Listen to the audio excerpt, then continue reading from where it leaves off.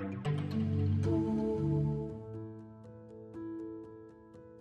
will start our topic today with the question, a very easy question. When do you feel nervous? When do you usually feel nervous? Deťom, keď poviete, že raz tú angličtinu budú niekedy potrebovať, je to pre nich vzdialená budúcnosť. Nie je to nič, čo je niečo blízke pre nich a tým pádom si potrebujú zažiť nejakú situáciu, cez ktorú budú cítiť tú potrebu toho ovládať ten cudzí jazyk. Imagine there is a boy you really like and he asked you for a date. Okay, what will be your first worry? Myslím si, že pani učiteľkyne hodiny sú trošku iné. Ona veľmi chce, aby sme my tú hodinu si užili hlavne. Do you know what is this?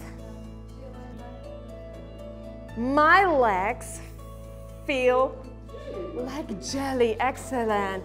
No, I will go with the picture. Není to taká obyčajná hodina, kde píšeme do pracovného zošita, ale robíme rôzne hry, rozprávame sa po anglicky. English test, English exam.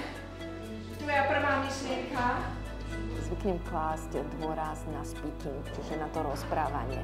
A to ide ľahšie, keď tí žiaci sa snažia vžiť do nejakej situácie. Čiže hráme také mini divadielka, mini roleplays. You're smart and you know what talking about. And what if I say something impressive? Don't worry, you'll be okay. Believe in yourself. Believe in yourself. Čo to znamená believe in yourself? Páťo?